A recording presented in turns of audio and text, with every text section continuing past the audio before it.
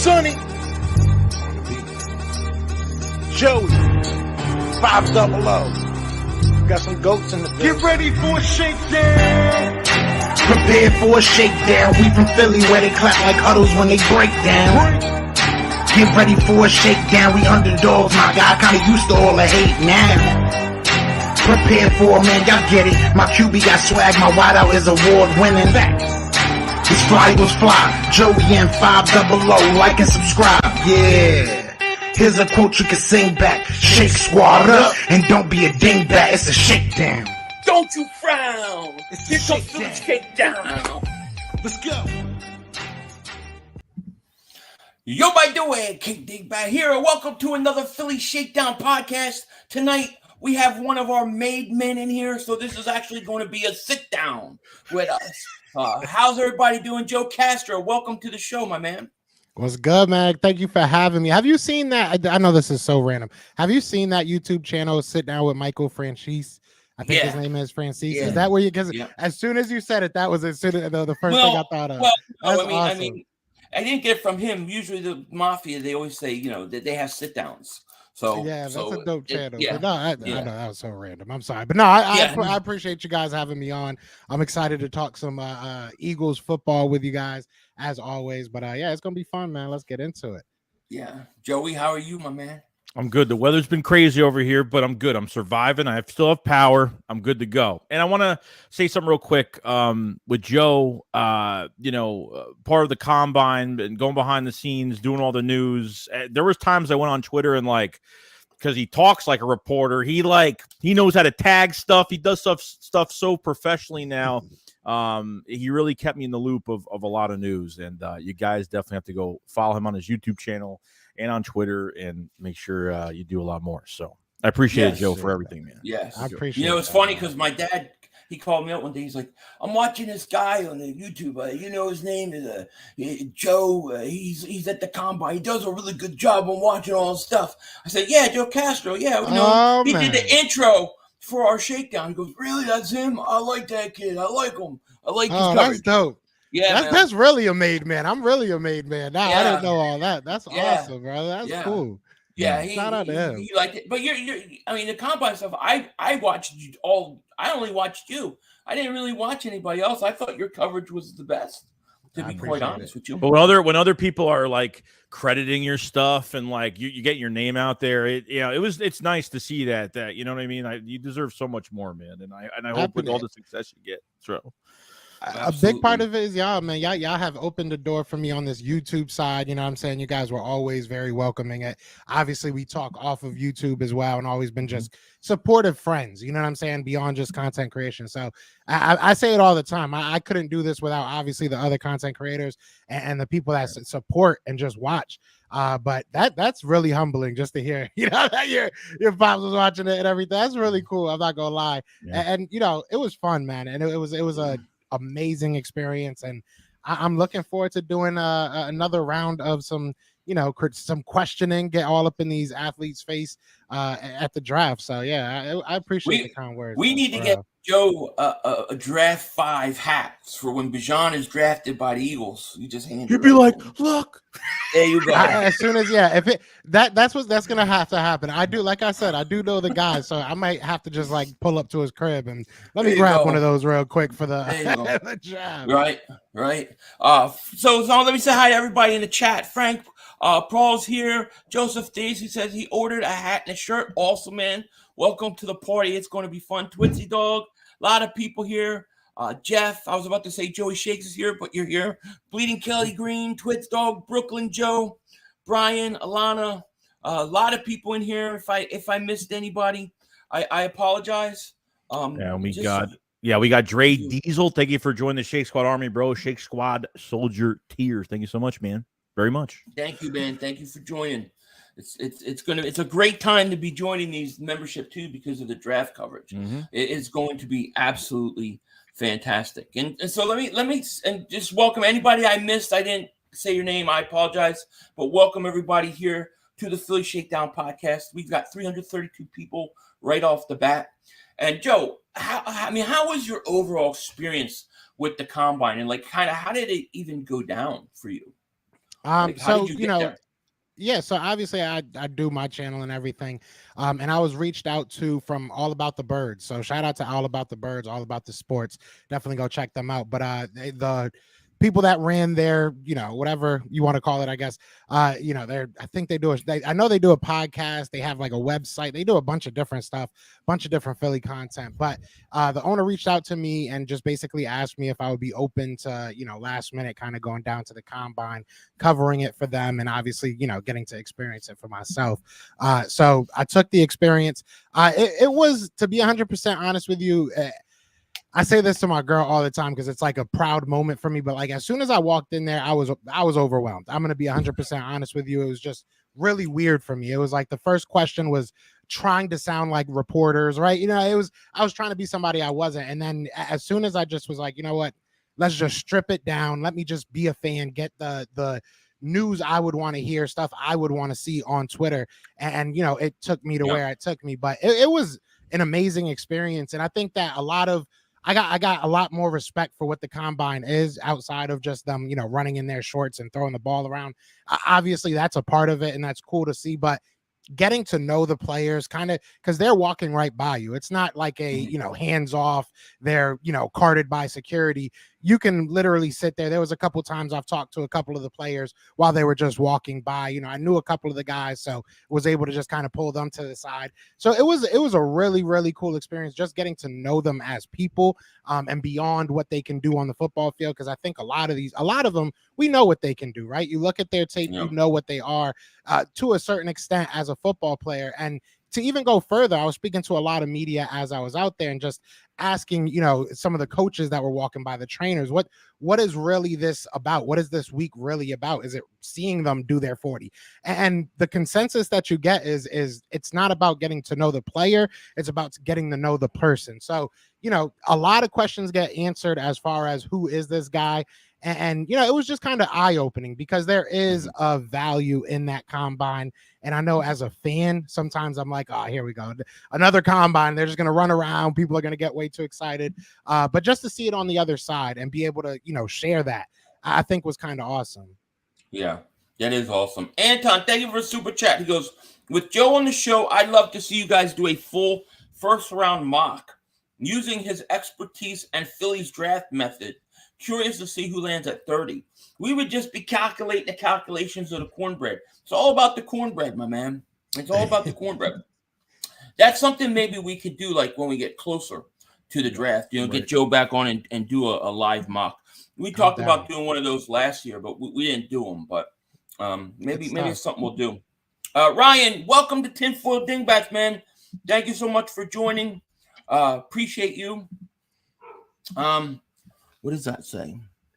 No Limit Ryan. Welcome to Dingbat Nation, my man. Welcome to Dingbat Nation. Thank you so much for joining. So now you have an opportunity, Joe, to go to the draft. Right?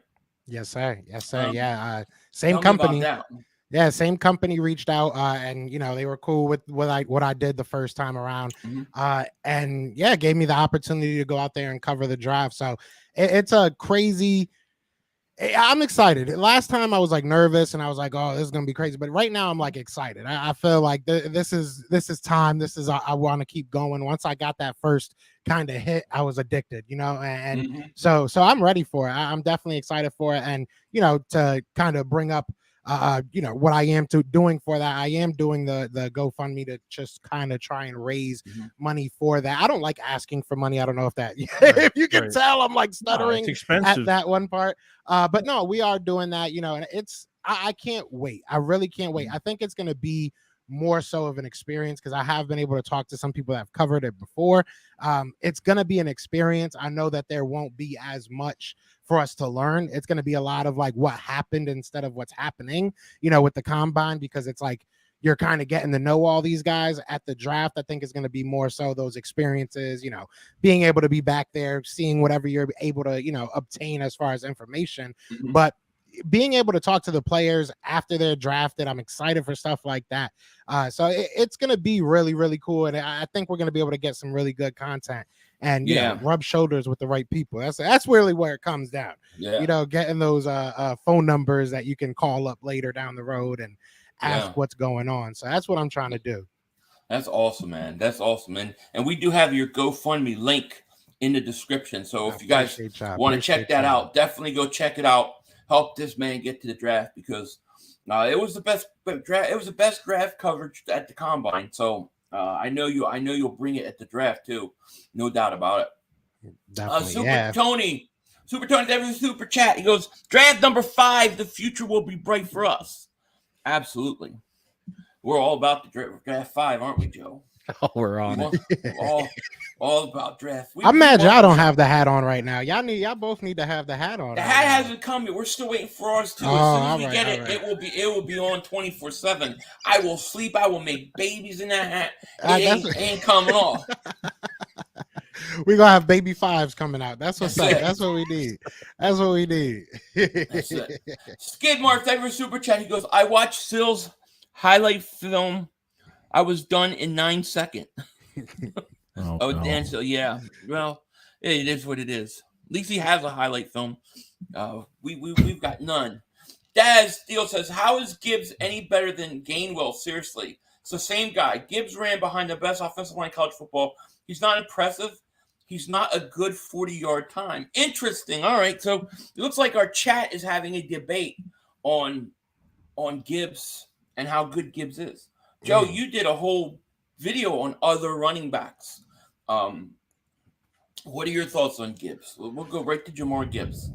Yeah, shout out to you first of all for that intro. That was the funniest intro ever. I loved it. It was awesome. But no, I like Jahmyr Gibbs a lot, and I think he is the second best. And to answer the question bluntly, is really everything. I mean, Kenneth Gainwell was a decent runner coming out of college, but that was what he had to work on, was being a full-time runner. We knew that he can catch the ball, that he was a playmaker in that sense, but Kenneth Gainwell did not come into the league as a lead dog, as a workhorse.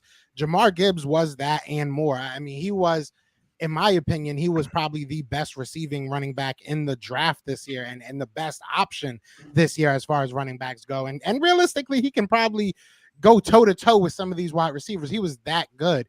He was utilized a lot last year in Alabama, and he was probably one of their best wide receivers in Alabama last year. And obviously, their quarterback is going to go 1, 2, top 10 at the worst. So, I mean, there's a lot of differences. Jahmyr Gibbs is very, very good. I really do feel like it's Bijan Robinson, Jahmyr Gibbs, and then the rest. And the rest are good. The rest are very good as well. But I think you can kind of pile them in, and you can find your favorite. You can find, hey, I like this guy a lot, or I like this guy a lot.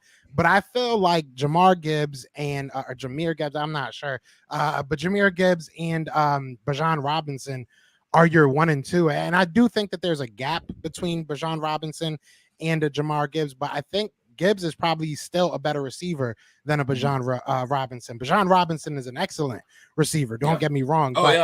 I think that there's a slight edge to a Gibbs in that situation. So I love Jahmyr Gibbs. I think that he's going to be an amazing player at the next level. So I do think that there's a noticeable difference. Yeah.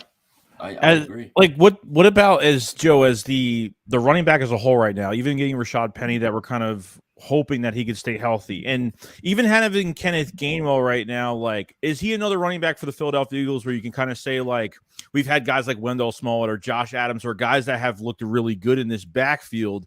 Could he start for another team? And do you think that Howie is not comfortable with even signing Rashad Penny into this running back situation? Because going into next year, you're down to Kenneth Gainwell all by himself again when free agents leave. How do you feel about that whole situation going forward? I think the running back room is, I think we've seen what Howie wants to do with this running back room. If Rashad Penny plays very, very well, stays healthy all 17 games, I don't think we'll want to pay him, if I'm being 100% honest. So because I don't know what he'll be looking for. Obviously, if he says, hey, just give me a couple mil, we're good, whatever, I just want to play football, that's a little different, but I doubt that's what he's going to be saying coming off a 1-year deal. So I think that it's possible that he comes back to the Eagles, but I don't think it'll be because he's great.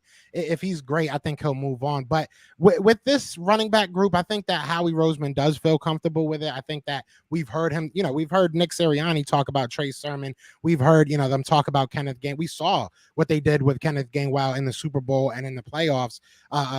Point blank, they were feeding him. So I think that they do like what they have, but I do think that they are going into this draft and undrafted even. I think there's going to still be some good guys that go undrafted at that running back spot. And they're going to add someone. I don't know to what level, you know what I'm saying? And I think your question even begs the question, like, is it worth then to go and get a top guy? You know what I'm saying? Would we utilize a top guy the right way? So it's a loaded question. I do think that he's comfortable with what he has, but I think he's going to look at a lot of opportunities with the guys that are out there and available to improve it and to see if maybe you do get a guy that is your workhorse or your lead dog for 4 years, like we were able to do with a Miles Sanders.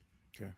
I have a little bit different theory on the whole running back situation with the Eagles, because if you look at the running backs that Nick Sirianni has brought in since he's been there, they've kind of been a different type of running back than Miles Sanders and Gainwell. Sermon, 5'11", 215 pounds. Penny, 5'11", 215. You got Bijan Robinson, 6 foot 220.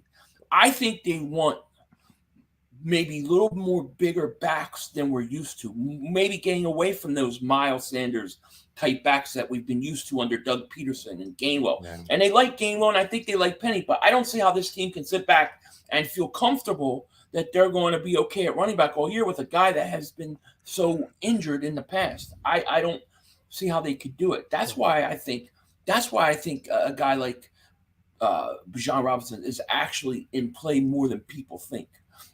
Just my opinion. Oh, what I don't get is why is Miles Sanders was so underutilized in an offense. Like, why didn't they use him on wheel routes? Like, Doug, his rookie year, I loved how they used him on stride. Imagine if they used him instead of just using Gainwell for those receiving, as a receiving back. Why didn't they utilize Miles Sanders a lot more than just using him as just a runner? It kind of confused me a little bit. I feel like they want something more. The whole Trey Sermon thing confuses me. They want the trade for him, and then he went off waivers, and then they picked him up, and everyone's like, oh my God, they're going to use him. And then they put him for 2 snaps, and that was it. So you may be onto something, Philly, with the size of the running backs that they want to have in here. And I think this is the only opportunity you're going to have with the 10th overall pick, which you're going to either treat this as best player available, or you're going to treat this as a luxury where you're just going to fill a spot that you want to have for 4 years. So, yeah. And that's the question too, because it's like, where do you put the value? Like, what do you value more? Do you value their first 4 years more than you value the longevity of it? Like, because would you rather have, and this isn't really like, there's no real answer to this. I think it's up to Howie to decide, and it's, kind of player by player basis. But would you rather have an elite talent at a position you're not going to give a second, contract to for those first 4 or 5 years, or would you rather have a very good player at a position like an offensive line or defensive line that you're going to have for the next decade? So it's like, it's what do you want? You know what I'm saying? And the Eagles get to decide that without really any pressure. Like, there's really no wrong answer. If they go with Bijan, then we're all sitting here saying that offense is going to be crazy. If they go with a defensive lineman or an offensive lineman, we're going to say, all right, we're going to still have a top unit, as we have, and we're happy with that. And we see how the rest of the draft falls. So it's a really no, I said it before we even got on the show, there's like really no wrong answer to this draft. You just got to pick the best player that you can. Where is there a workhorse back in the league? So for Eagles fans that don't want Bijan, it's going to be like, well, where is there a workhorse back? Like, why can't we get a lesser talent? Well, even the Eagles don't have 4th, 5th, 6th round picks right now. So there potentially could be a trade back here, even if it's a couple spots to get an extra 4th rounder or whatnot. But I'm looking down the next 4 years because you're going to be going through the same thing every offseason. And then Gainwell's contract is going to be, dwindling down. So a decision has got to get made sooner or later. I don't want to go into the third round and draft a running back a lot higher just because, well, we don't have fourth, fifth, sixth round picks. Let's just go to get a guy in the third and overreach for a guy. So a lot of fans are just thinking about this year. It is this year, but we have to think about this defense now because you have a new defensive coordinator, which I think everyone should really give him a chance. I think as a Vic Fangio apprentice, a guy that was a quality control guy for a few years, a defensive coordinator in 21, a higher blitz percentage, which we know we love that, and more aggressive and with lesser talent. Top 10 against the pass, top 5 in sacks. He was bottom 10 against the run, but I think he's working with a better roster now. So these players on defense, even if they draft 3 guys, we already know giving Gannon a team on a silver platter is not going to get it done. This defensive coordinator has to be creative in getting pressure on quarterbacks, and our defensive coordinator needs to be good. Simple as that. So I think that goes into it too. I'm looking down the road. I'm not just looking for this year, but I'm definitely looking down the road with a lot of these moves. So. Yeah. Alex Epstein, thank you for the super chat. He goes, I got a question for Joe. What's your personal opinion about Jalen Carter? I hear reports that he didn't interview well with teams. I did a video about this kind of this morning because a lot of people have been asking. It's hard to make a decision. It really is hard to say like one way or the other because I don't know him. If I knew him, obviously that would make it a little bit easier, but I don't know him personally. I will say this, and I've been saying, I think that the Eagles as a front office, same thing with any NFL team, and that's probably why you're seeing him come off of, some boards. We saw Detroit Lions head coach talk about how he talked to his teammates and heard some interesting stuff, wouldn't say what it was, but apparently he's off their board as well. So, there's NFL teams saying that and that's what would worry me. If as the Eagles organization, they go in there, they speak to him and they feel like this isn't a one-off thing, then I don't feel like it's worth it. I don't feel like you can go into the first round and say, well, he's great, but we might not even have him. That's not really a good option at 10. That's just, so I do think that there's going to be some fallout if he did interview poorly. I know that he had to bail himself out. He came to the combine late. I don't believe he spoke at a podium. I believe he had like a private, kind of speaking with just teams and everything. So it's hard to answer that question because I don't know him. We'll see what happens. It's going to be very interesting to see what happens at the draft.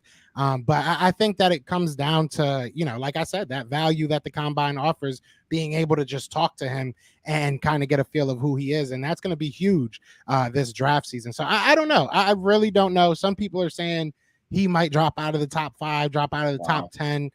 You hear some people say he might not even be a first round pick. And I doubt that latter. I doubt that extreme. But he probably will maybe drop out of that top 10.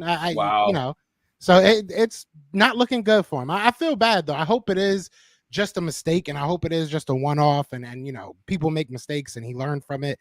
But for teams to, openly say that you're no longer on their draft board, that's kind of, especially the Raiders. The Raiders aren't, like the greatest moral compass. So, I mean, if it's the Raiders saying he's a little bit too much, it worries. Yeah, well, I think even with the Raiders, after what happened, obviously with, they've had other players that, they're being extra cautious. I think they want to stay away from anybody that's got even a little bit of a problem. But, every time I make a video on Jalen Carter, I get attacked. Like, you have no morals. What's wrong with you? Like, just off the board. Like, I don't know, maybe – I think the media paints a really dark picture, and that's what their job is on Carter and other things that happen in news. But, I have a gut feeling, a good feeling about it. Whether he was 9 pounds overweight at the pro day, whether, he just wasn't in good shape, maybe there's just a lot of stuff on his mind. He's not really had the most calm off season, or at least trying to get himself prepared for this draft.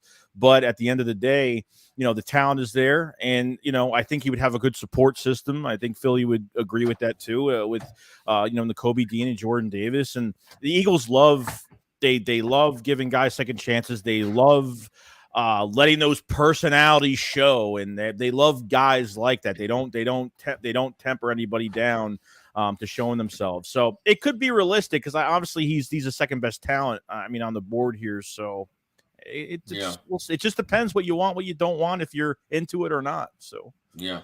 Philly D Daver Super Chat. For some reason, my channel subscription is voided. Freaking YouTube. Yeah, they do that sometimes. You just have to redo it. It sucks. I know. Mark G Daver Super Chat. He goes, would you go all in, trade a 24 first, a third to add another 23 first round pick, three immediate impact players on the cheap for 4 years, running back, defensive line, defensive end, cornerback, and safety? I wouldn't give up a first round pick in 2024. No, I think you got 2 first rounds. I think that I would keep that first round pick for next year. Because as much as we look at the guys on the board now, what happens every year. The draft comes in, more players come in, then you wish you had that first round pick. I'd keep it. Yeah. Clark, thank you for super chat. He goes 500 Joey Shakes. What up, gentlemen? Vegas bound. You're going to Vegas, huh? Is the draft in Vegas this year? No, it's in Kansas City. Vegas is the Super Bowl, I think, right? Vegas, yep. Yeah, I would love to go to the draft in Vegas. That's going to be expensive. Yeah, that's going to be crazy. Yeah. They're going to charge out the wazoo for that. It's going to be Thank God you're not going there. No. Yeah, that GoFundMe would be like a go save me. That's what that would be. It would be a GoFundMe. Just please, God. Yeah, that's going to be wild. Hopefully, though, you never know. Right? It's good. It's crazy. Someone buy me a night. Someone buy me a hotel room for the night. You know what I'm saying? Please, what are your thoughts on the approach to free agency, Joe? And I'm asking you this: what are your thoughts on their approach to free agency? In that you look at the Eagles have spent money mainly on the defensive side of the ball. They've really not addressed the offense at all. And even though the offense is pretty good, you still got to think you can improve it, and there are positions that can be improved. Do you think that they may lean heavy offense and surprise a lot of people?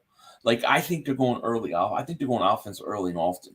Like, I think the first two of the first 3 picks, I think, are first round are going to be offense. I believe will be offensive side of the ball. What are your thoughts?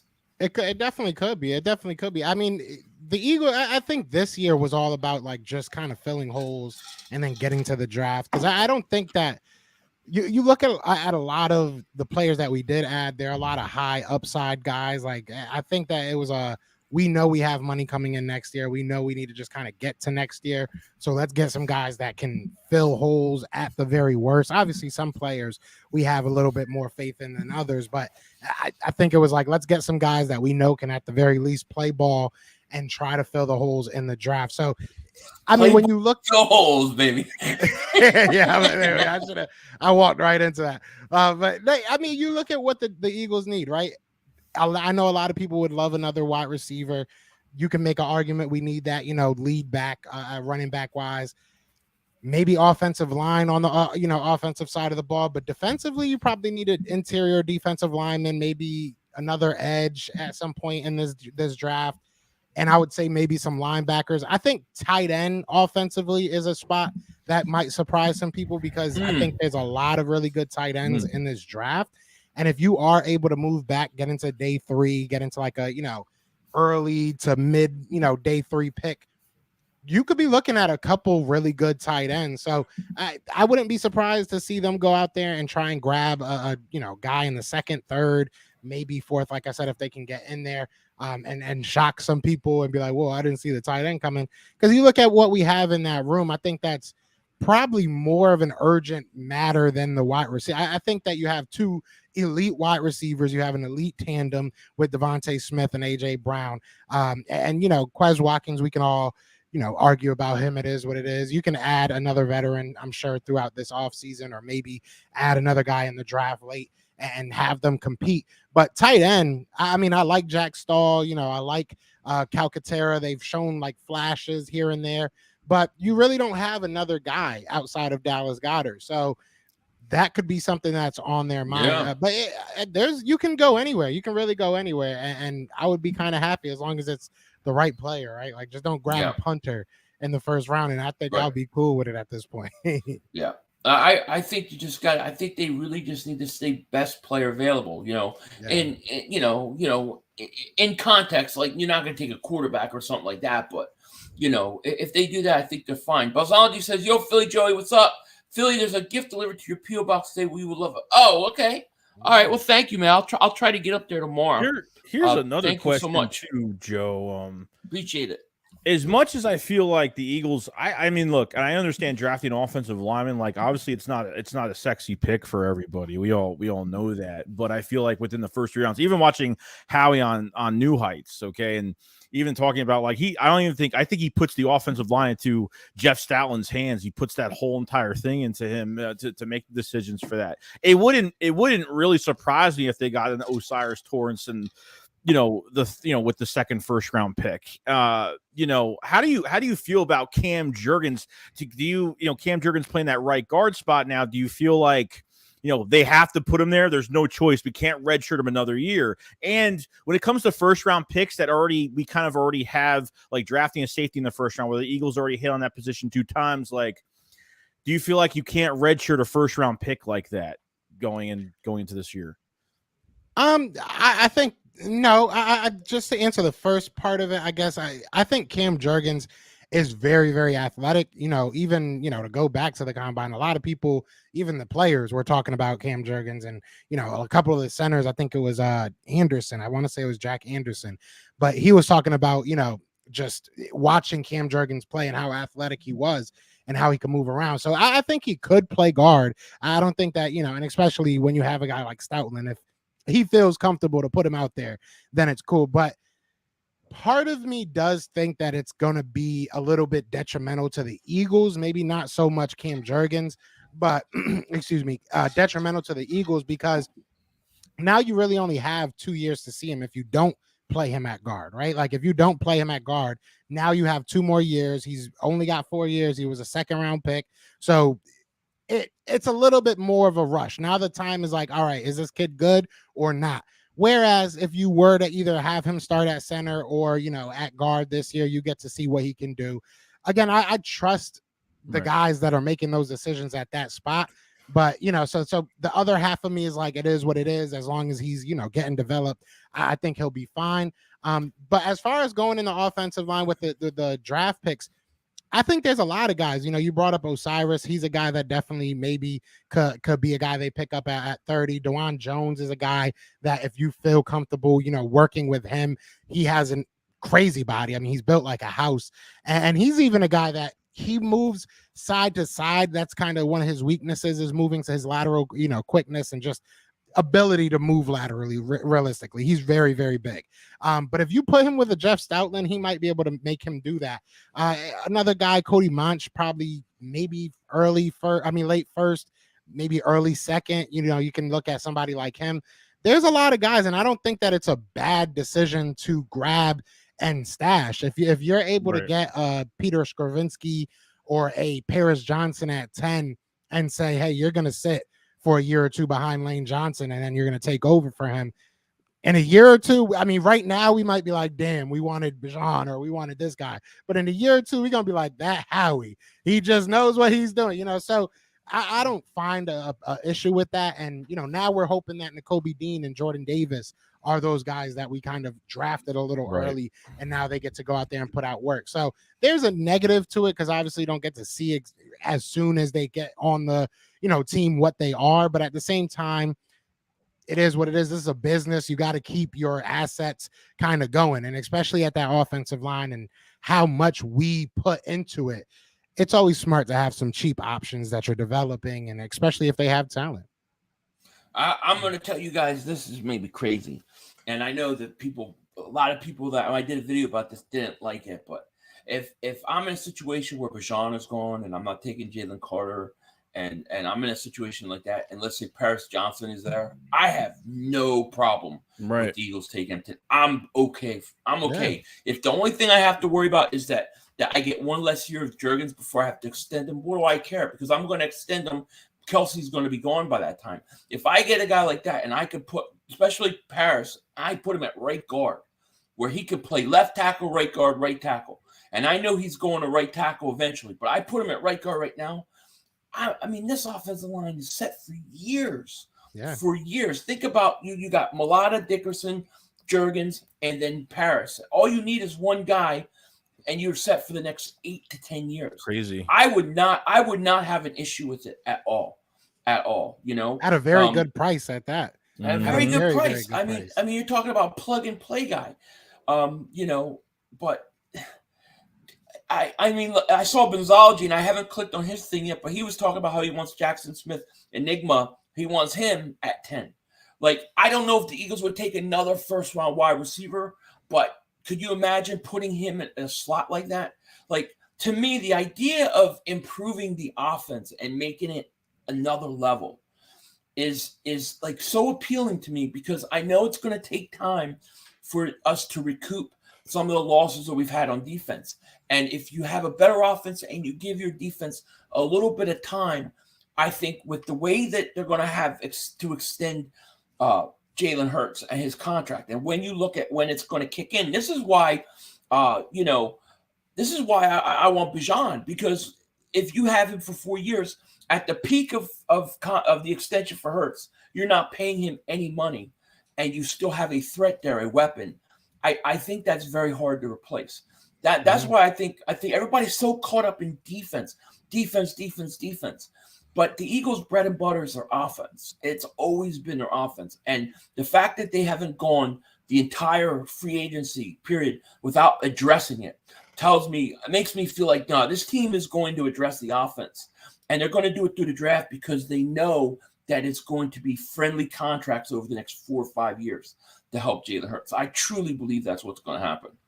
I'm surprised everything we did, to be honest. I think it was before the Contavious Street signing that we got. It was 11 different players, and we spent a total of like 82 point something million dollars in total investments, not just a 1 year, deals or whatever, but total investments through the life of the contracts we signed this offseason before the Contavious. It was $82 million. If I would have told you that 3-4 weeks ago, people would have looked at me like I had 3 heads. Like, I don't know where we got this money from. It's crazy. It's crazy to see, especially the 1 year deals. Like, I know we like to do that. That's kind of our MO during the free agency, but you're usually waiting towards the end of free agency and getting those steals. We literally are stealing these people in the heart of free agency. Like, this isn't, you know what I'm saying? Like, there's still going to be people that get signed after the draft, and that's usually where we do our damage. But you're getting very cheap deals for decent players. It's just weird. It's just crazy. I mean, but that's a testament to what this team is, and I think it worked out in our favor. Even going back to Alshon Jeffrey, we gave him that 1 year deal, showed that we would, extend him if he played well, and he did, and we extended him. You look at James Bradbury, you look at a lot of these guys, they were able to kind of reshape their image and go on to other teams and make their money. So people look at that and be like, hey, I'll take a little bit less money, go play with the Birds, maybe win a Super Bowl, just look good, and then go get my bag in the offseason at worst. This was the first offseason where we weren't really, even for free agency, where we weren't even looking at new faces. We were kind of like, we need to retain some players. We wanted to retain guys. That was the number one thing. I think Bradbury was probably the most shocking one. Not even just because the Chauncey Gardner-Johnson situation didn't pan out, because rumor-wise, if they signed Chauncey, they probably wouldn't have been able to sign Bradbury. But Bradbury was as shocking as it was, and obviously the whole dilemma with Saleh. What do you think about the safety spot right now with Terrell Emmons, Reed Blankenship, the Ryan Neal stuff that's going on right now, which is definitely something that maybe the Eagles could be interested in? What do you think about the safety spot so far? I think it's an interesting spot that they're in right now, and I think I go back to when Jonathan Gannon was first hired and how they were talking about competition and stuff like that. So I think that this is another round of competition. They're trying to find, they have that core on offense, right? We have the Devontae Smith, we have Jalen Hurts, we have that young offensive line and guys ready to step up. We have all that on the offense, right? We have the core guys. On defense, you don't really have that. On defense, you don't really know what's next for you realistically at most of your positions. I mean, yes, we got James Bradbury back, and that's awesome. So I think with all that said, I think that it's a big opportunity for guys like a Reed Blankenship and a Terrell Edmonds to really prove who they are. And Terrell Edmonds obviously turned down a deal. He was in the midst of making a deal with the Steelers, turned that down, and announced that he was with the Eagles the next day. So there's obvious scheme fit that he feels like he fits with us. He feels like he's going to be able to do the best with what we are going to be able to provide him. So I think that it's a good thing and a bad thing all wrapped in one. It could go wrong and it could go bad. But it also gives you that freedom in the draft. These guys aren't guys that, like I said, are maybe the top tier players. Terrell Edmonds, you can make some arguments that he had flashes and he's very, very reliable. He's been playing, he doesn't get hurt very often. I can't really think of the last time he got injured. So, he's a guy that's going to play at the end of the day, but it gives you that flexibility to say, I like Kaylee Ringo, I think he can be a better safety, which is a lot of NFL teams are now saying that he might have to switch to safety in order to get drafted. I've heard that he's okay with that. But long story short, you could look at a guy like that and be like, I like him as a safety. I'll take him in the second round. I'll take him a little bit earlier than maybe I would have if he was just a cornerback, because I know I have guys that can kind of let him develop, because Kaylee Ringo, no matter where he plays, is going to have to develop. And that's just one example. There's a lot of guys in this draft that you can look at and say, hey, I got this guy. I don't need him to be amazing off rip. I just need him to go in there and develop.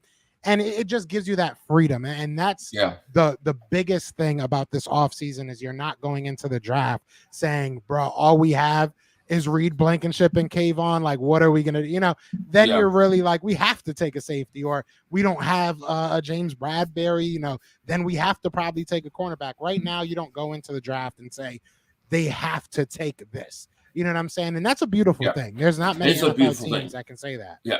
And it should lead them right to best player available for that reason. You know what I'm saying? Right. Fly Eagles Fly 97. Thank you for super chat. I'm going to catch up to some of these super chats here. We're getting behind. Sorry he said Eagles should take Carter at 10 if he's there. He's an athlete. He will get back to shape and on track. Dean and Davis would help imagine him with Reddick. Well, I think the Dean and Davis thing is an advantage for the Eagles of possibly going and bringing in a Jalen Carter. But they got to do their due diligence. If they feel comfortable with him mentally where he's at, I'm okay with it, because I have him as the second best overall talent in this draft. So I'm okay with that. Mark Holmes in a turtleneck. I love that name. He says, we can't redshirt a guy like Dixon Diaz. Okay, we got him. They got you. Here we go. They got you. That's that caught me. I don't know how to say your name. Super chat. He goes, what do you guys think of Christopher Smith? Is that the Georgia safety I think he's talking about? I don't know enough about him to tell if he's talking about the Georgia safety, he's pretty good. The Georgia safety is pretty good. I think he's like a day 2, day 3 guy, but he's pretty good. The safeties in this class scare me. I'm going to be 100% honest with you. There's maybe like 4 maybe guys that I wouldn't mind taking, but the safeties in this class, I'm not a huge fan. There's a lot of linebackers in this class that for some reason put safety on their ballot, but I don't really like the safety class all that much this year. Greenblood 54, thank you for the super chat, my man. He goes, hey, Joey, 500 and Fidel. He called you Fidel Castro. I like it. Has any of your draft his uncle? Has any of your draft choices changed here lately because of anything that Howie has in free agency? Fidel was a joke, by the way. Yes. We know. The only thing that draft choice wise, I don't know that I've changed too much. What I have become open to is the possibilities of trading back. I'm beginning to think, because the amount of quarterbacks that go, there may be a team, if one of these quarterbacks, or if there's an last quarterback that teams want to get is around, somebody may offer you an arm and a leg to get up there. So I'm a little more open in that regard. That's what I would say for me. What do you guys think? Has anything changed for you as where you might have thought a few weeks ago, draft-wise? I'll say this. I'll say shout out to UConn, first of all, because we up by 8. But I think that I want to get more picks in this draft because I know I talk a lot of junk about some of these draft prospects. I'm not gonna lie, but I think that there's a lot of value in this draft. So I won't say that it changed every day. I'll say that much. Every day there's a new prospect that catches my eye. There's a new guy that I'm like, oh, who's this? I will say I think people have soured me on Nolan Smith, which might sound kind of messed up to say, but if we take him at 10, I'm going to be really worried. I'm going to be 100% honest with you. So maybe that changed because I liked him because I thought he was like a late day one guy, late, first round guy. But at 10, I think that's a major stretch. I think that's what's happened. That's probably what's changed. I've probably like soured on some people just because of where they're supposed to go. But as far as, it is what it is. I think your vision on people change kind of daily. Yeah. The more you know, the more you see. Yeah. I think as the time goes on, I think there's more. I think I've been open to more of a trade back, and it just depends how far and if they're, obviously if Will Anderson's out of reach, Carter could be gone. Who knows by 10? And if they don't want to take a chance on him, who knows? They could move into the mid-teens, so middle teens. Maybe Nolan Smith could be a guy that they really want. And I think, I've been more intrigued with him on the edge as well. And looking at defensive end position right now, Barnett's gone after this year. Whatever he's going to do this year, I don't know. And then obviously Reddick's only here for a couple more years, but and Brandon Graham's here on a 1-year deal. So there's a lot of different. Paris Johnson. There's a whole bunch of different guys. Like I feel like they can get back into this draft with more picks. I feel like they have to try to get a fourth, a fifth, something to stay alive in this draft. As long as you still have your 2 first-round picks, I don't care. But as Philly said, like there could be a team that's waiting to maybe trade up. There could be a team that really wants somebody, and we could be in a perfect spot to garner some really good picks. I mean, who knows? Yeah. So watch out for that. Absolutely. JP Martinez, thank you for super chat. He goes, we don't need a first round lineman. We got Stoutland. All right, so this is what I'm gonna. No, go ahead, Joe. Go ahead. No, go ahead. This always bugs me a little bit. And I'm glad because people do this with the running back situation too, right? The Eagles have the best offensive line in football. You don't need a great running back because any average running back is going to be good behind them. Well, if any lineman we get will be good because of Stoutland. Okay, that may be true to a certain extent. But what if you put a great talent with a great teacher?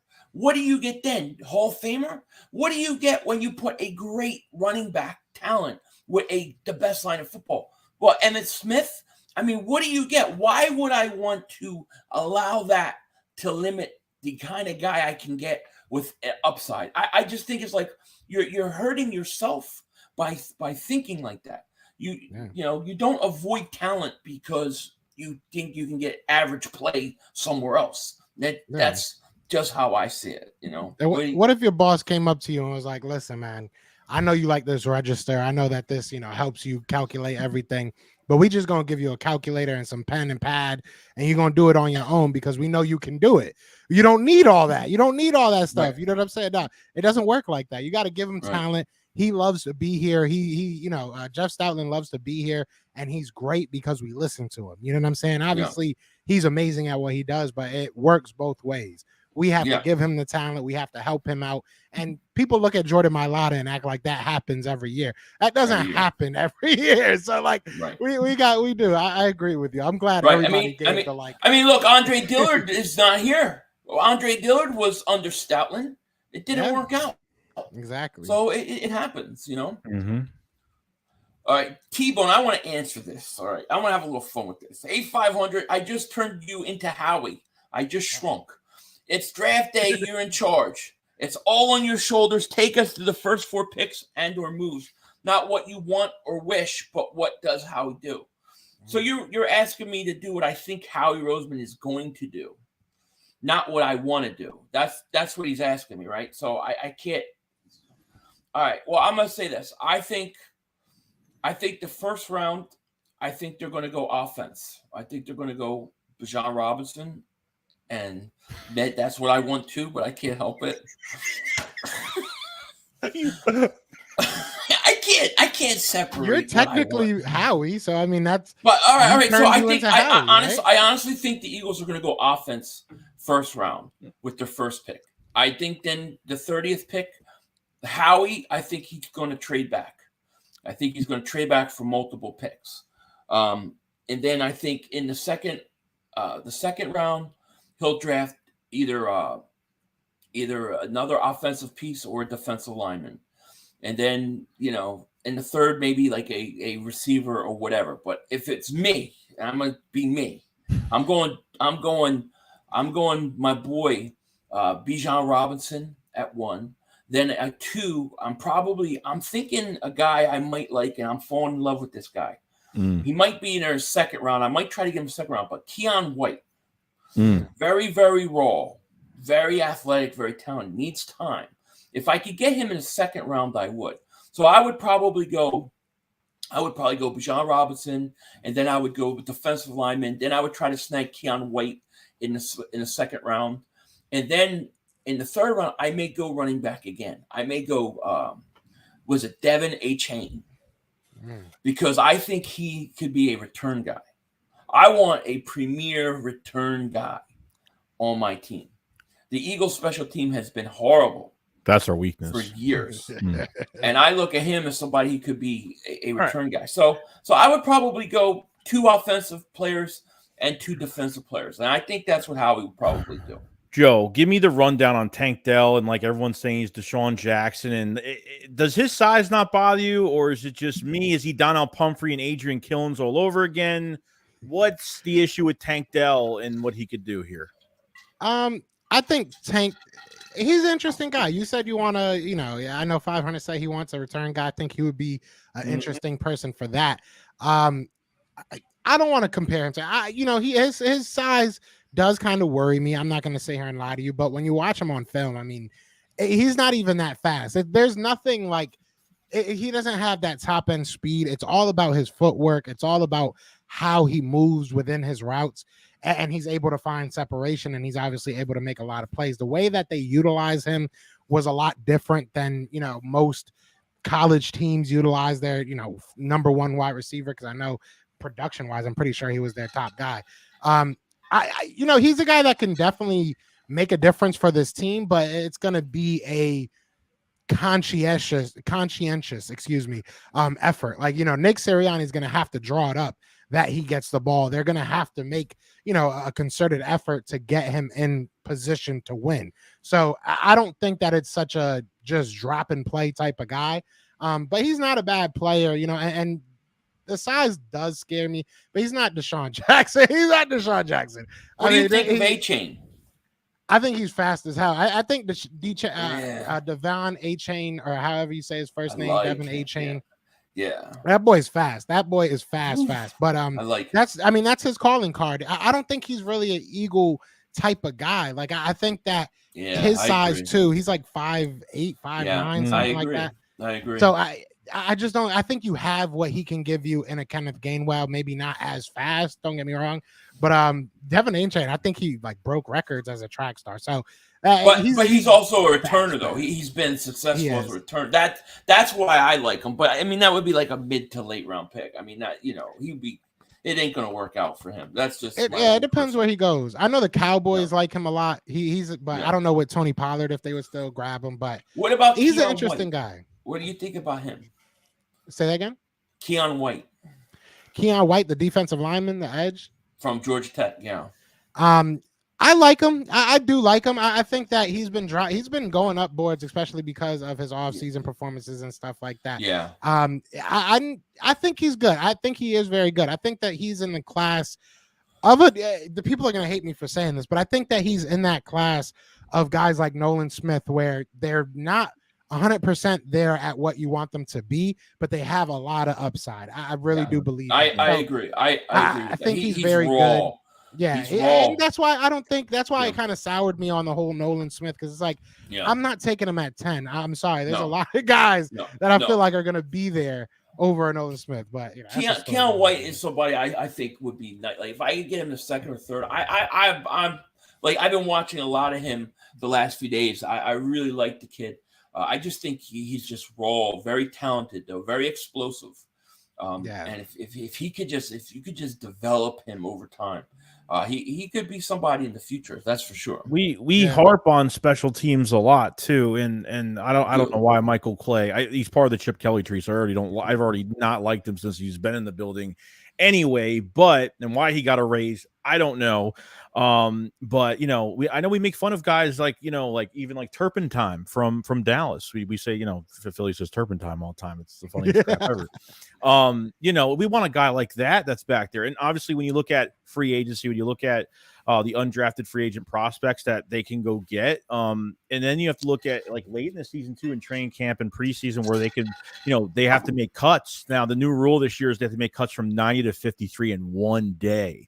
Yeah. That's good and bad for teams. So it's good for teams because now it's like there's going to be players that are out there, and obviously they get to make the decision of where they want to go, and they could just throw them a bunch of money and say, hey, like, you could be the best returner here. So they could find their guy. I'm not a big fan of Boston Scott on kick returns. I'm just not.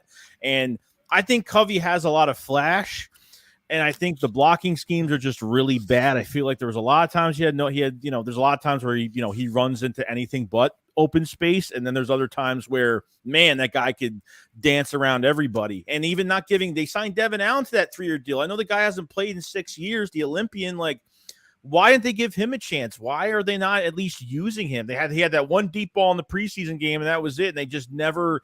Why did they, Joe? Just to ask you, like, why do you think they didn't give anybody a chance? Like anybody else, they brought him up 3 times in the practice squad, and they kept him there for Covey. So I don't know what you think about the return game. It's a great question. I have no idea. I think even a guy like Quez that's been struggling throughout the year, he's having, ups and downs throughout the games. Put him there as a punt returner, kick returner, see what he could do. Maybe get his, confidence going up a little bit. But yeah, I have subscribed to the notion that we got Devin Allen just for the, he was doing a bunch of races. I think that we just wanted to look good. I really don't know why we got him at this point, because it's like you didn't do anything with him. Brenton Covey, towards the end of the year, he got a lot better. I will say that. Towards the end of the year, it looked like he knew what he was doing. He wasn't getting his head knocked off every single play. But I do think it's down to Michael Clay. Until he proves me wrong, you know what I'm saying? It comes down to Michael Clay. Maybe he doesn't have the players, that he needs to have in order to run what he needs to run. But we've been so spoiled with our special teams, especially during the 2017 season. We had a pretty good kick special teams, so we've been spoiled for a while. So now it's we'll see what happens. But I don't know why we even have them if we're not going to use them. I'm with you there. Give somebody a chance, anybody a chance, other than Boston Scott and Greg Ward and I like, who else are you going to throw out there at kick return? It's like Devontae Smith. I mean, I don't want to do that. No, that's the worst thing. I hate when they put Devontae Smith out there. That makes no sense. I hate it. We got 587 people between both streams, by the way. If you guys are new to the channel, hit that like, subscribe, click the link in the description, sub up my man Joe Castro, Philly the podcast, sub up JoeyShakes. And then if you guys want to help our man get to the draft, be sure to do that. He has a GoFundMe. The link is in the description. Go check it out. Go check his GoFundMe out. And make sure you hit the draft 5. Check those hats out, because he's going to be giving one at Bijan Robinson when he gets drafted at 10, baby. Yeah, I'm going to have to throw it on live. There you go. Yep. I don't know how to say your name. Thank you for Super Chat. Goes Bijan at 17, Murphy at 30. All right, with that. If Murphy falls. What else do we get, though? Like, I always hear the trade back, but what do we get for it? That's what I want to know. Philly fan always ever Super Chat. We got Zeke for $10.5 million for a 1-year deal. Yeah, we saw that. I saw that. You couldn't even be on freaking Twitter all day today. I totally forgot it was April today. So I was the first. I couldn't. Nah, I'm off. Yeah. My girl, she's gonna be mad that I bring this up, but my girl got fooled by that. She definitely was like, babe. She was like, babe, you see Zeke? I was like, babe, you know what day it is. My brother texted me that thing on Twitter. He texted it to me, and I'm like, it's April Fool's. And then he didn't hear nothing for a while. He goes, yeah, I know. I'm like, yeah, you really thought that was real. Skidmark, thank you for Super Chat. 2022 first 3 picks were not a priority to start. Our first pick this year must be beast mode this year. 2022 first 3 picks were not priority to start. Well, the first 3 picks. What are the first 3 picks? Yeah, but it's Jordan Davis. But I look at the other pick as AJ Brown because you gave one pick away. So AJ Brown was to start, and then Jurgens wasn't. That's true. I think with the draft though. And not the draft, but Hurts' contract. I think that changes kind of things. You have to come away, in my opinion, with guys that are going to at least contribute. You do because of his contract. Philly fan always have a super chat says it's Howie vision. We're all just living in it. Yes, we are. Yes, we are. Let me see here. I'm trying to catch up. Philly D, they have a super chat. He goes Philly. Linebacker out of Temple. Hair pie is a beast. Oh, God. Here we go. Hair pie. Here we go.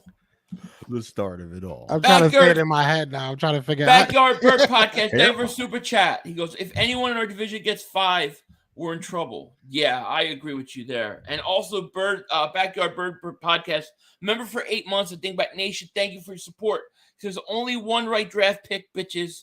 Draft mother effing 5. Listen. I think here's what's funny, right? And I want to catch up to these super chats. I think I have or close, but I'll tell you. Let me finish these and get caught up here. Greenblood, they were super chat 500. If he's still there in the second round, do you take number 17 Phil McCracken, safety from Georgia? I can't tell, dude. He's reading these. I don't think that's a real play. No, Dre Diesel. They super chat. He goes, "What's Dean going to be this year?" A starting linebacker. Wait. The question is how good. Joe, maybe you. I mean, none of us probably know this, but what was the whole thing with Dean in that draft? Like, what? All those rumors that came out. Like, why did he drop as much as he did in that draft? It was supposedly like a shoulder injury. They were saying that he had a shoulder injury that he wasn't fully healed from. But he did an interview not too long ago that apparently he spoke about all that. So I haven't watched the full interview, but apparently it was like way more in depth than just the shoulder injury. So I got to watch that interview. If I find it, I'll send it to you too, because I just saw it like right before I came on here. So I wanted to watch it. I'm surprised. I'm glad that you brought it up because now I can remember. Hakeem, Denver Super Chat goes, I get Bijan at 10. I think he's saying that the Stoutland thing, because we want Hall of Fame talent at all positions, but with Stoutland, we can get Keon White's to come to offensive line a little later. Well, Keon White, I mean, that's the defensive side of the ball. But what I'm saying is I don't think you should say, well, because we have this coach that's great with coaching up guys who are average and making them good players. I don't think we should skip a talented offensive lineman because of that. I mean, if he can make average guys great, what can he make great guys? That's how I look at it. That's why I'm saying, like, I would love to see a great running back behind the Eagles offensive line. Like, I don't feel like the Eagles offensive line gets enough respect. It's one of the better offensive lines that I've ever seen. Okay. And growing up, I used to hear about the Hogs, right? Then you had the Dallas Cowboys and their offensive line. They always had great backs behind them. The Eagles, if you add a great back, a great talented back, I think that you would see historic numbers on this offense. I really do. I really think it would take you to that level. Why? I don't want to deny my team that level, That's how I see it. And that's what shows how Howie Roseman's so aggressive. Like, as soon as Jalen Hurts came into the fold last year to really prove himself, and adding AJ Brown to this offense are already having Devontae Smith here. Like most teams in the NFL, like they get all these weapons. They don't prioritize on offensive line, which a lot of these teams have issues. The Andrew Lucks, even RG3, where they kind of handicapped him in that offense. It takes a toll on your team when you're spending high picks or trading for players for a lot of money as wide receivers, tight ends, whatever the case may be, to have weapons. But the Philadelphia Eagles have been we want to talk about building around Jalen Hurts. I mean, to get to a Super Bowl, if you want to compare both Super Bowls, obviously we lost this one, but I think the Eagles have done a fantastic job on building around, making sure your quarterback's protected with the offensive line that they have put in front of the plus the weapons around. It's been the most aggressive work I've seen in a while. So pretty good. That's how you win. That's how you win. That's how we stay competitive. I mean, even even through the rough times, having Sam Bradford as a quarterback and stuff, that's how you stay competitive, is by having the trenches, strong. So it's going to be interesting. This draft, we can go anywhere. Yeah. Yeah, and the funny thing is, because people talk about running back all the time. Well, they don't draft running backs in the first round. Well, they don't draft safeties in the first round. When's the last safety? They haven't drafted corners in the first round. If you really look at it, it's really like three positions, right? Defensive line, offensive line, and wide receiver. And so, it's not so much just running back. There's a very good possibility that Howie's going to draft one of those positions that we don't usually draft in the first round this year. It could happen. And, I know that the Eagles, they wanted to trade up for McCaffrey. They also wanted to draft Sidney Jones. So they are willing to go that route if need be, Yeah.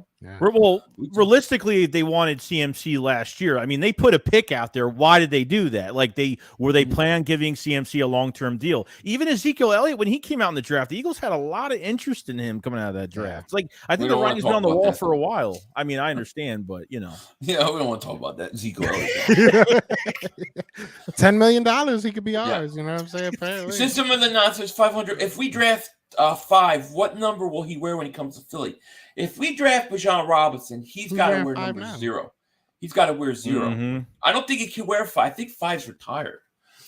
But 5. McNabb, not McNabb. They retired McNabb's jersey. McNabb didn't have 5, did he?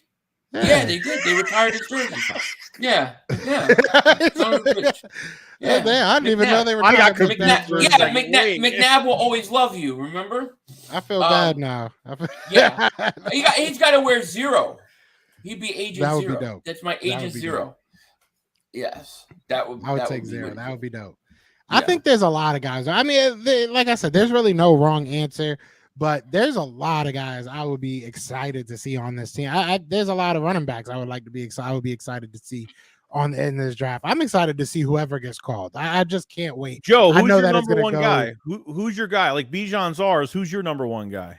Oh, like in general, probably Kalijah Cansey. That's probably like my top. That's probably I love Kalijah guy Cansey right now. Yeah. I love Kalijah. I think Kalijah Cansey.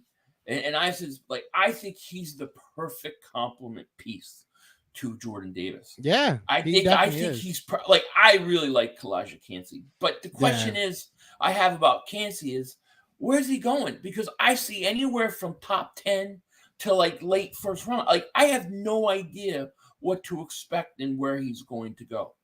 Yeah, I think Jalen Carter answers that. I think what happens with Jalen Carter answers that, because I think it's going to be one of those two. I mean, maybe Brian Bresee is like the first interior defensive lineman over Cansey, but I can't really think of. I know Mozzie Smith has been, going up boards. I know the kid from Baylor. I can't say. I think it's like Baca or something like that.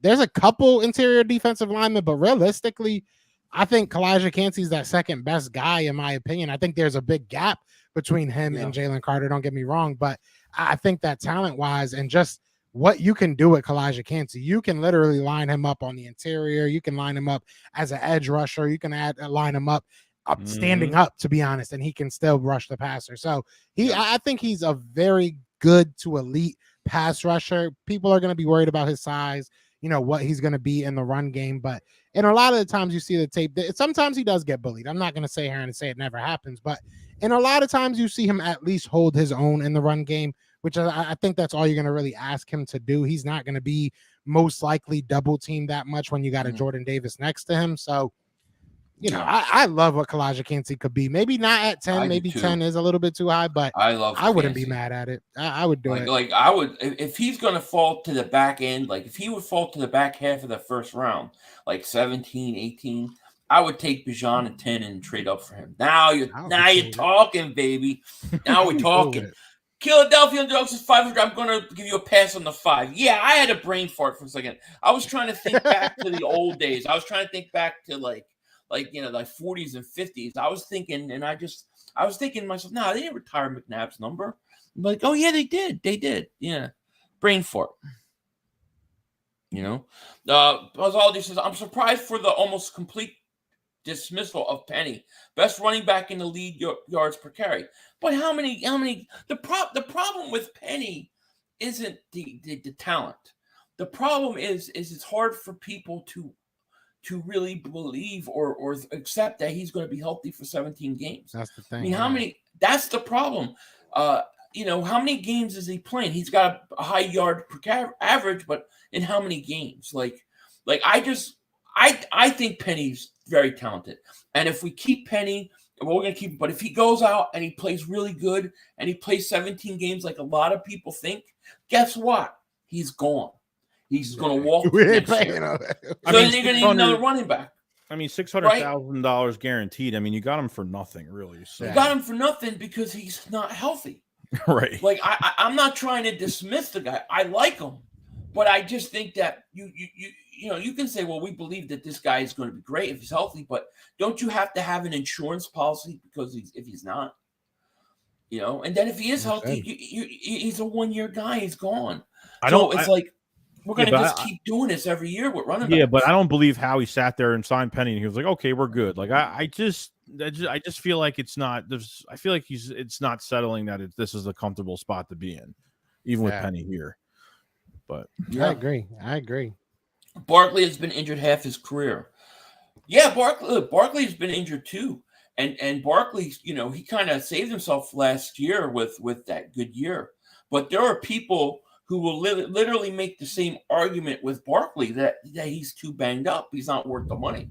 So it's not just Penny, but Penny's been hurt more than Barkley. Let's be honest. Oh, I think. Well, he got drafted to the wrong team too. He could have been so much better on another team.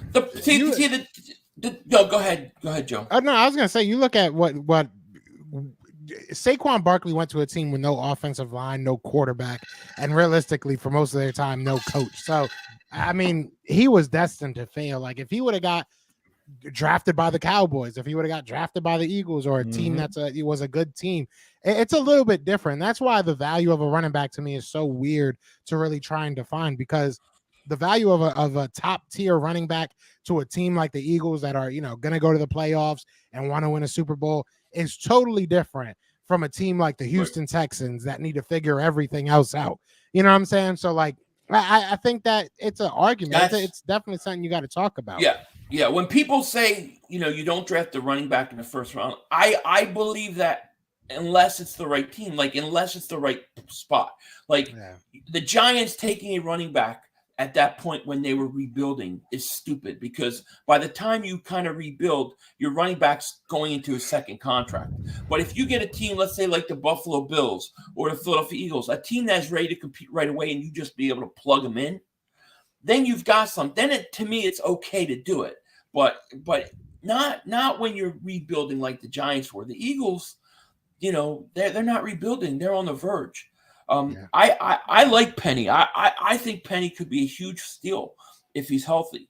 But like I said, he'll be going at the end of the year because he's going to want to get paid, and then we're right back at it again. Look, here's a complete example. Like, look at the Giants right now. Like, I don't even think they've even touched their offensive line this whole offseason, unless I'm wrong. I don't know if they have.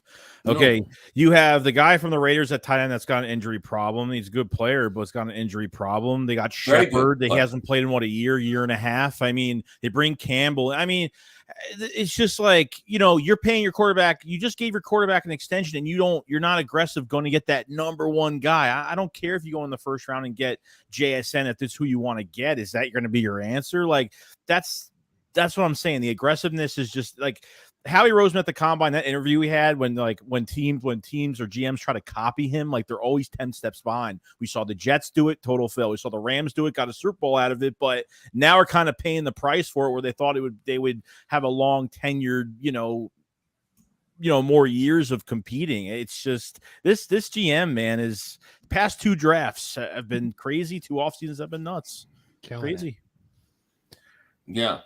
But that's truthfully, if he's great year, win the Super Bowl, Penny is going to sign me up. Hey, listen, if he has a great year and we win the Super Bowl, that's going to be awesome. I hope so. I mean, that would be great, But I just wonder when they sit in that room and they're thinking about their running back situation. It's hard for me to believe that they, kind of like Joe saying, that they sit there and say, all right, well, Penny's in now, and we got Gainwell, we got Scott. We're good to go. No need to worry about that. I mean, I don't know how they could do that with the amount of injuries that they've had from that position. And then if you look at what about stability? Do you want stability in your offense? Do you want stability around Jalen Hurts? He's going to get his extension. Do you want to really rotate new running backs every year for him? Is that okay? I mean, is that what we're going to do? Or do you want to get him something for 4 or 5 years and not have to worry about it anymore? Well, that's the thing. Let me ask Joe this too, because I never got his perspective on it. Even the past 2 drafts, right? Howie Roseman. Do you think after the Sirianni hire, do you think Howie Roseman before this draft hasn't had final say in a lot of draft picks? Do you think Jeffrey Lurie has been bumping heads? Do you think Andy Weidel bumped heads with Howie a lot? Obviously the war room with the fist bump, all that stuff, analytics department. Do you think what has turned around? What do you think has changed the past 2 off seasons, 2 past drafts, which Howie Roseman has completely did a 180 and totally wowed us to death? I think it's the players. I think it's the staff in place. I don't know if they disliked each other or if there was, butting head. I don't know to the extent, but I do feel like the communication wasn't as smooth. I don't think that you didn't have a quarterback that kind of walked to you and said, "Get me my guys." Obviously that helps with an AJ Brown, right? That kind of changes the whole picture of that offense. You obviously don't have a coaching staff that you feel comfortable with enough to say, who should we go get? I know Jonathan Gannon, his, a lot of his grit was made in the scouting. I know that, Howie Roseman himself is getting better at it. He's getting better people around him. So I think it's just a clearer vision. I think that there's better communication now. Right. And then you have a voice at that quarterback room, able to call people or able to just say, hey, I would love to have this guy here. And it means something where I don't think Carson Wentz even really ever said, hey, go get this guy. It was just kind of, he was there for the ride. So I think that it's clear communication. And then you have, louder voices now and more important, impactful voices than I think you did in previous years when we were trying to figure out, who are we? What team are we? Having Doug Peterson, Carson Wentz, not really. It was still a lot of flux. We won in a really weird situation. I love the Super Bowl, don't get me wrong, but it was you look at the year before that and you look at the year after that and it looked like 3 different teams. So there was a lot of different things going on. Now I feel they're calm. They know who they are. They know who they're going to be probably for the next, 5 to 10 years. So I think that all helps in that, building process. So I think that's kind of where you are at this point. Right. Okay. Howie's talked about this. He's talked about this before where, if you look at some of the past drafts, the Eagles have done really well in the mid to late rounds. They've found sleepers, yet their early draft picks have been horrible. And he talked about it. He was talking about the umbrella man, and he was talking about him and not taking Metcalf. And he was saying that they would get so interested in the analytics and the statistics and the production that oftentimes they didn't just look at the pure talent of a guy. And that was one of the mistakes they made with Rager. And they've tried to get away with that or get away from that the last few years. And I think you've seen the bump in the kind of players that they've gotten too from that. And I think that's part of it, and drafting SEC helps. Or let's just say, Yeah. Yeah. And they're taking in production a lot more too. I think that's important. You bring up a guy like JJ, you bring up a guy like Jalen Reagor. The production wasn't necessarily there. With Jalen Reagor, I think he had one good year at the end, but outside of that, you didn't, especially with J-Jaw, there really wasn't the production to back up what they saw. They were just going, like you said, off of physical traits. But now you're seeing these guys are productive players. You know what I mean? Yeah. Even a Milton Williams had a productive college season. So they're going with a little bit more known entities, not just, hey, we think this guy could be good. Yeah. Yeah. Anton, David Super Che goes, Howie will leave day one of the draft with one defensive tackle and one running back. All right. Either Robinson at 10 and Cansey at 30. God, I would love that.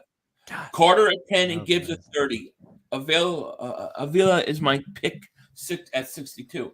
He's good. Thank you, Anton, for super chat. So let me ask you guys, which would you rather have? The combination of Robinson, Cansey, or Carter, Gibbs? Great question. I'm going one. Yeah, I would go Robinson, Cansey just because of Cansey, to be honest. I mean, I like Gibbs. I wouldn't mind Gibbs and Cansey. I would take Cansey at 10 and I wouldn't mind. Yeah, I would have to go with the number one just because I like Robinson. Don't get me wrong, but Cansey puts that first one over the top for me. Yeah. Did you get to talk to Robinson at the draft? And I didn't get to speak to him. No, there was like 1 million people around him at once. I just decided to go talk to everybody else. It was crazy how many people were around him. I was like, this is not worth it, bro. I was behind like 50 people for like 2 seconds. And I was like, what am I doing here? Let me just go somewhere else. But no, he had a whole bunch of people around him. I talked to Jamar Gibbs though. And I talked to Tank.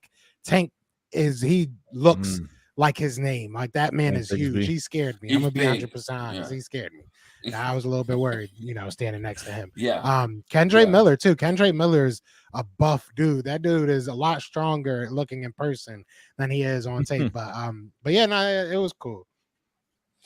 Let me ask you guys this. I asked you, Joe, first.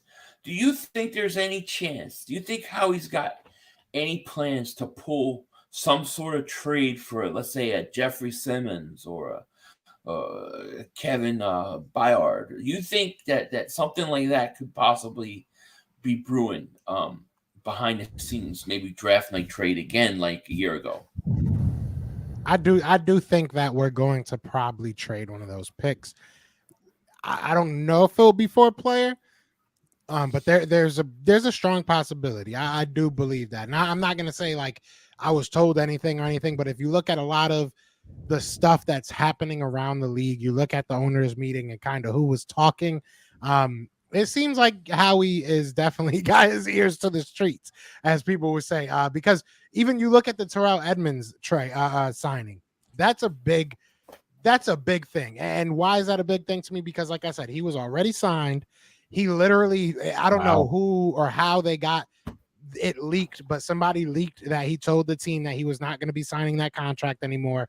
Next day he was with the Eagles. So there's a lot of things going on behind the scenes, and it is working. And I would not put it past him for him to pull off a big trade, because there are some guys out there, especially at positions of need, that could be had. And I think it'll be very, very interesting to see what he does, because he did show this year that he's willing to pay. He's willing to, if you're a good safety, we've said for a long time that, he's gun shy when it comes to paying safeties. I think this year proved that he's willing to, change that narrative if need be.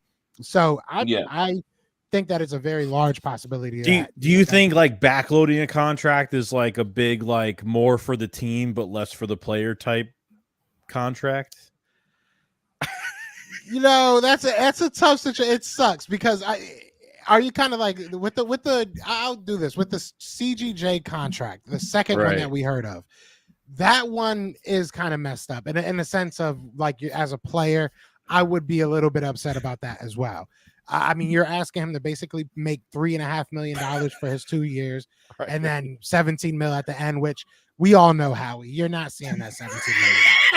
You know what I'm saying? Like, it was kind of a slap in his face. So I mean, it's like 3.5, but the last year you might make this much money. I mean, it is what it is. You have to understand your market as a player, and you have to understand if it's worth it for you, because in 3 years, the safety market may spike to a point where $17 million is a deal.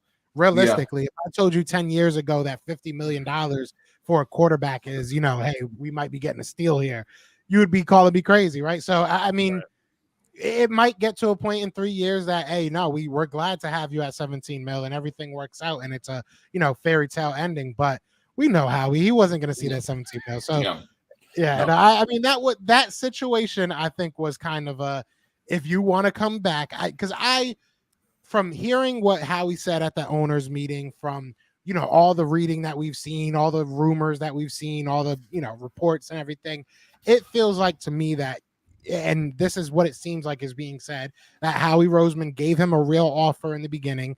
He said no, money was taken up, they gave him what they had left over, he took offense to that, and I think that it's getting blown up in his mind, in his camp's mind, that we somehow disrespected him. We already put the money out, dog.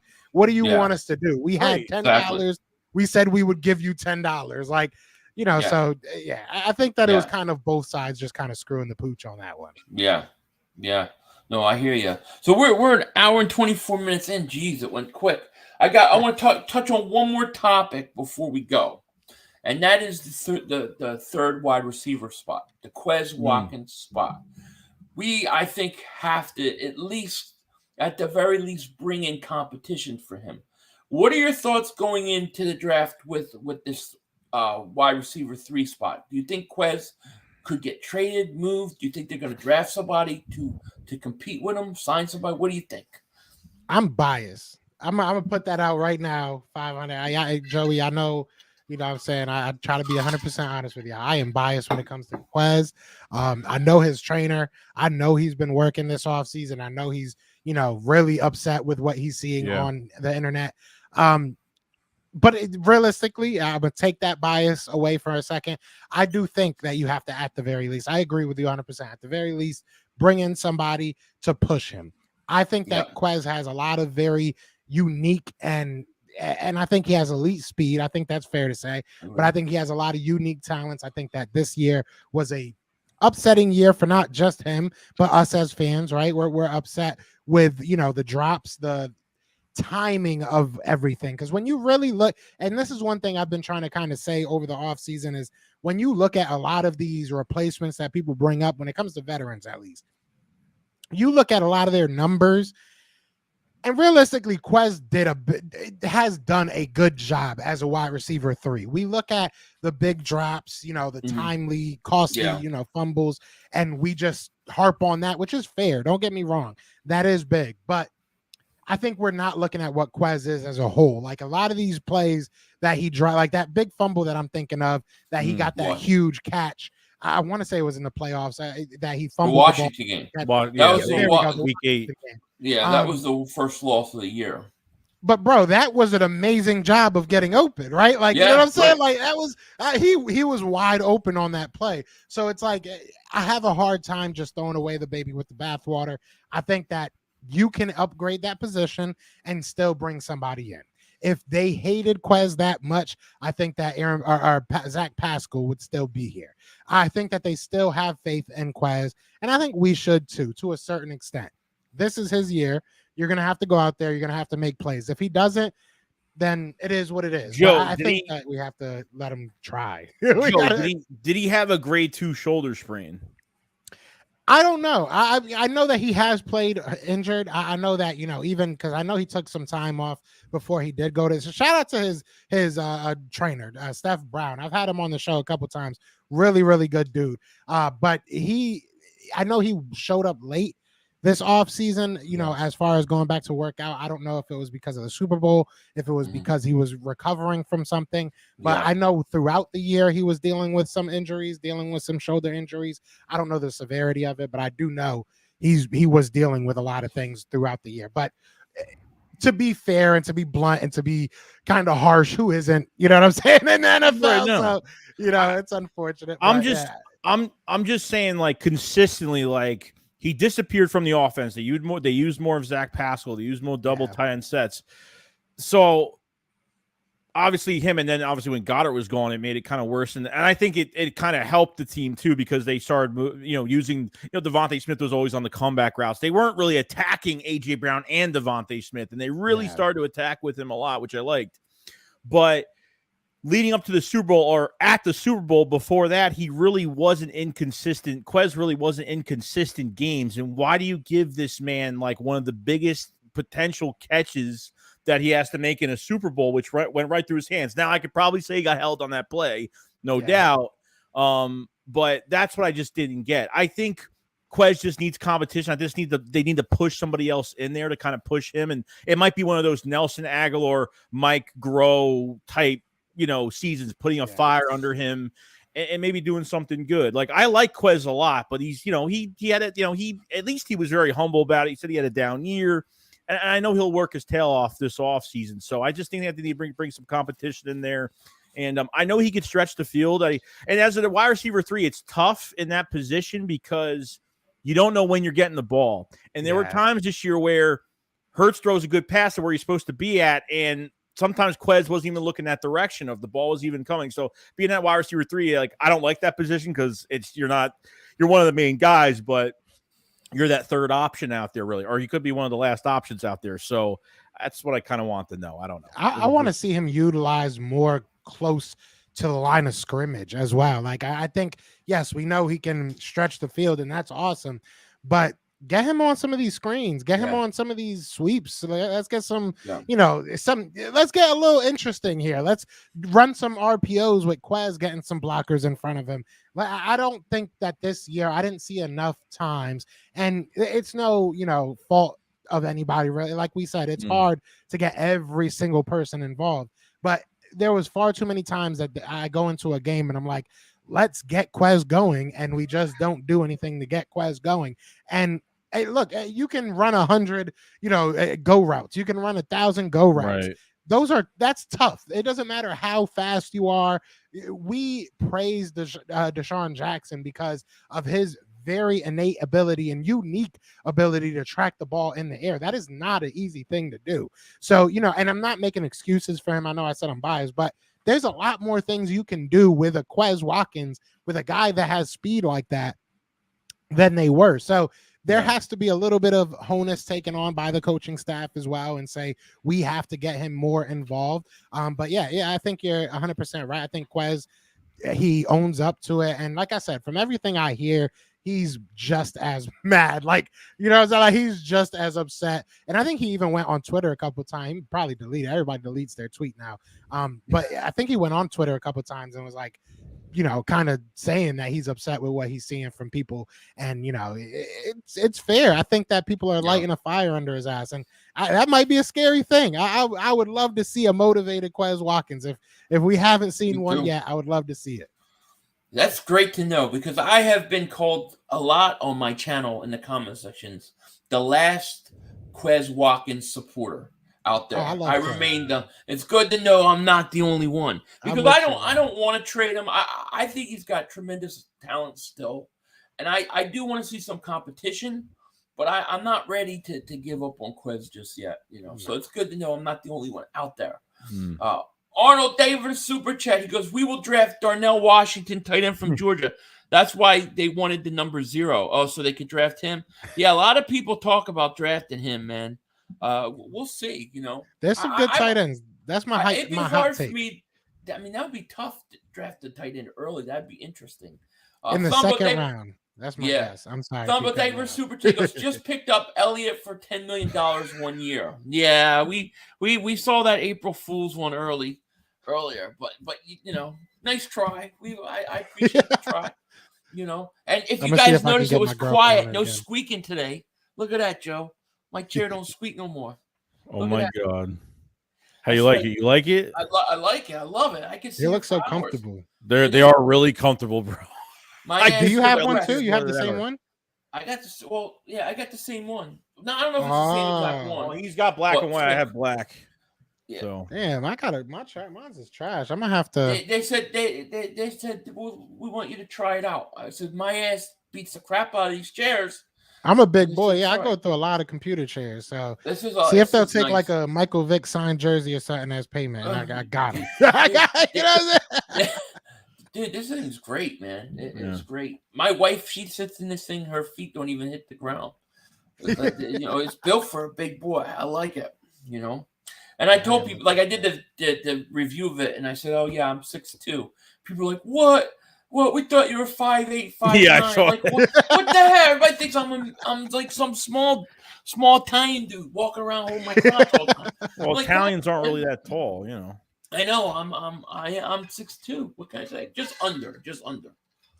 Yeah, I can't say nothing. I don't want to get canceled. But this thing is beautiful. I love it.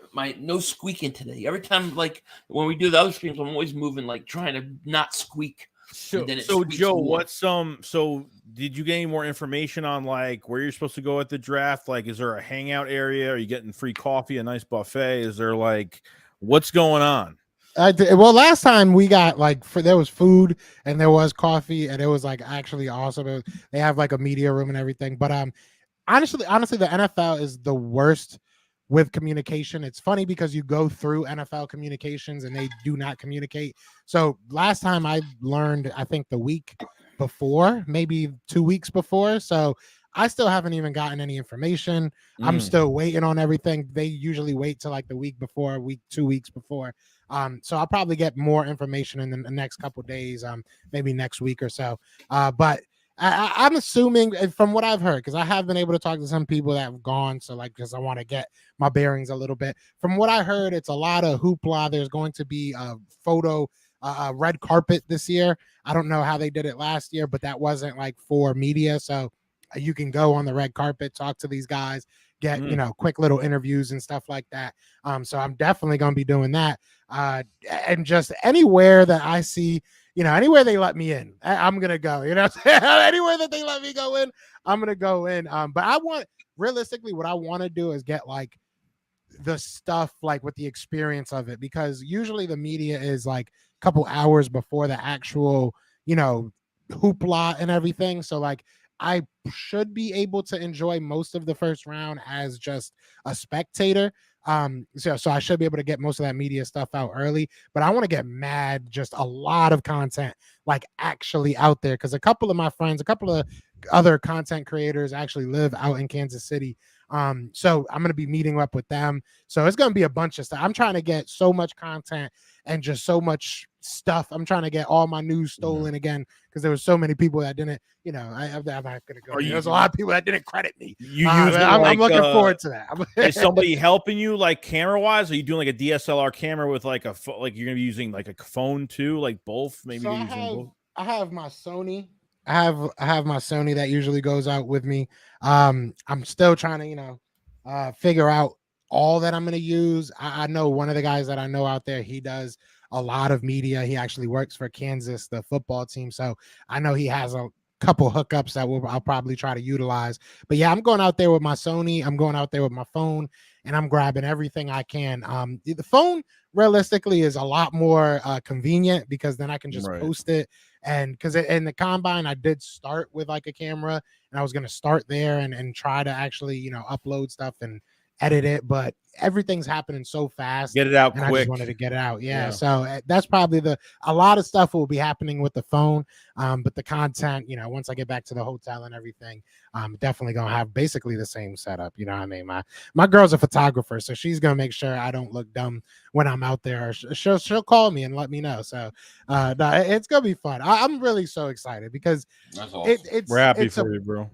Yeah. And it's about like being able to get it for us as fans. Like, you know what I'm saying? Like, that's really what I wanted to do. I didn't want to go in there and just be like, Elliott Shore Parks, or I didn't want to be, no disrespect to them. I didn't want to just be another guy saying random stuff that none of us really wanted to know. We want to know who's talking to the Eagles, who's, you know what I'm saying? What's going on? So it was fun to be able to be that guy. Yeah. And I look forward to being that guy again. Yeah, we're gonna have to get you. I'm gonna have to get you. I'll send you a draft 5 hat just in case Bijan gets picked. You already know. And when I'm out there, bro, you called me, because last time I was thinking about the last time I came on Shakedown, and I strong armed my way onto the Philly Shakedown, because it was a night that I think I was in a different city and my girlfriend was out for the night. So I asked you guys to come on. So if you guys need me, feel free to ask me to come on during the draft. And definitely. Of course. We'll be here streaming every second of it. You can call anytime, get on. It'll be fun. I mean, you're always welcome here. So you can't strong arm your way. You just if you want to come in, you come in. It's the way it goes. But you guys make sure you haven't. Go check out his GoFundMe. The link is in the description, and check it out. You guys, if there's anybody that deserves to go there and do it, it's this guy here. I definitely will be donating for sure myself. So man. Joe, thank you for coming on today, man. No, thank you. I really do want to say before I know I've been talking a lot, but I appreciate you guys as just friends and as people, because the support that you guys have shown even before this was happening is just unmatched. I really do appreciate all that you guys do. You guys don't have to do it, and I tell you guys that all the time, and you guys do it out of your kindness of your heart. So I'm honored to be your friend. I'm honored for you guys to have me on the show as much as you guys do. So thank you. You don't owe me no thanks. Definitely. No, thank you, man. And with that said, we're gonna end this thing. I gotta go do taxes, which is not fun. So that's I'm getting ready to go do right now. But you guys, thank you everybody for joining. All the viewers, the new subscribers, the super chats, all those that checked out Joe's GoFundMe. Just everybody, thank you for joining us. And we will be back, and we will be at this again next week. And in the meantime, I'm sure we'll have a lot of content out. So just look for that. Yes. With that said, as always, let's let the stinking Cowboys choke artists take us out of here. With everybody, we'll see you guys later. Peace. Peace out, guys. Birds. Hey, the officials are back. We had one. Yo, you gotta be motherfucking You kidding got me. to kidding me. We have no time for one more play. Look at this motherfucker What are you doing? running from What are you doing? to get off the field on third down. What was that bullshit? That is not right. Tell him more. He's got to be better, man. He wasn't. Oh, that's some bullshit. What was that? We had no time for one more We play. had an opportunity to win that game at the end. But the referee screwed us. The brother screwed us. I'm upset, but The brother screwed us. At least they fought back and tried. Only Cowboys games. You The literally. brother screwed us. The brother screwed us. It's going to end the way. We had an opportunity for one more play.